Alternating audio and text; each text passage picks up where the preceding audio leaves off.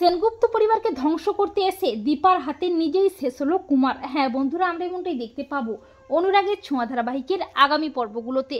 সূর্য ও দীপা কুমারকে শায়েস্তা করে পুলিশের হাতে তুলে দিলেও কুমার আবারও পুলিশের হাত থেকে পালিয়ে যায়।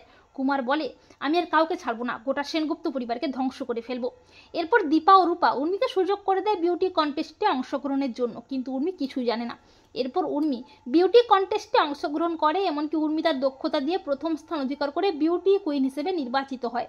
তারই মধ্যে যে দ্বিতীয় স্থান অধিকার করেছে সে জানায় দীপা সেনগুপ্ত এটা স্পন্সর করেছে। দীপা সেনগুপ্ত টাকা দিয়ে ওনার বোনকে জিতিয়েছেন।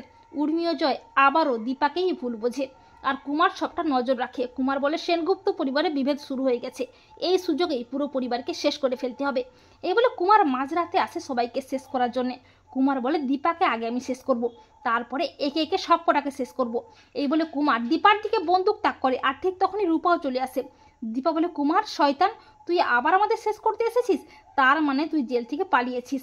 আর নয়, এবারে তোকে আমি শেষ করব। দীপা বলে, কোনো আইন নয়, আদালত নয়, এবারে তোর মতো শয়তান শেষ হবে আমার হাতে। তো বন্ধুরা, তোমরা এটাই চাও তো যে সেনগুপ্ত পরিবারকে ধ্বংস করতে এসে দীপার হাতে কুমার যেন নিজেই শেষ হয়?